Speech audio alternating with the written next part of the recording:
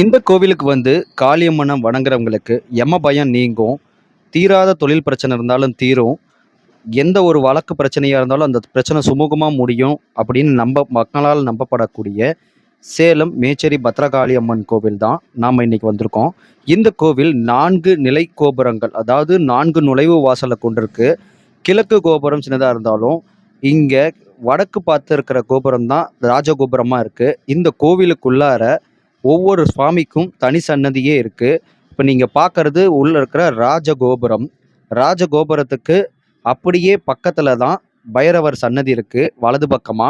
அப்படியே அம்மன் பிரகாரத்தை சுத்தி வந்தோம்னா அம்மனுடைய கோபுரம், கிழக்கு கோபுரம். அப்புறம் இங்கு அம்மனுக்கு என்னென்ன அவதாரம் இருக்கோ அந்த அவதாரம் எல்லாம் சிலை சிற்பங்களா இருக்கும்.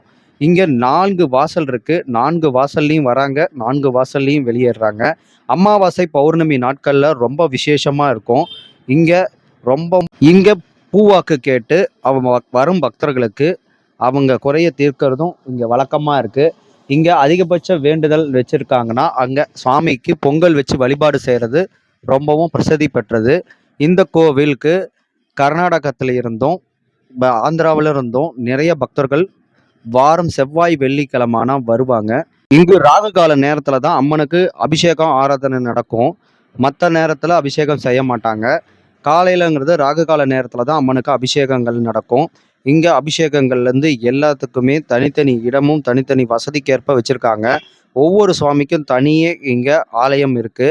அது மட்டும் இல்லாம இந்த கோவில் 1000 வருடங்கள் பழமையான கோவிலா இருக்கக்கூடியது. சேலத்திலேயே பிரசித்தி பெற்ற ஆலயமும் இந்த கோவில் தான். நீங்க இந்த கோவிலுக்கு சேலம் மாவட்டத்திலிருந்து மேட்டூருக்கு போகும் வழியில தான் மேச்சேரி வட்டம்ல இருக்கக்கூடியதான் மேச்சேரி பத்ரகாளியம்மன் ஆலயம். அம்மன் ஆனந்த ஸ்வரூபமா காட்சியளிப்பாங்க. மற்ற கோவில்கள்ல அம்பாள் முகம் விகாரமா இருந்தாலும் இங்கு அம்மன் கருணை முகத்தோடு வரும் பக்தர்களை காத்திருச்சிக்கலும் காளியம்மனா அருளாசி தராங்க. நீங்க சேலம் வந்தீங்கன்னா மறக்காம இந்த மேச்சேரி பத்ரகாளியம்மன் கோவில் வந்து தரிசனம் பண்ணுங்க.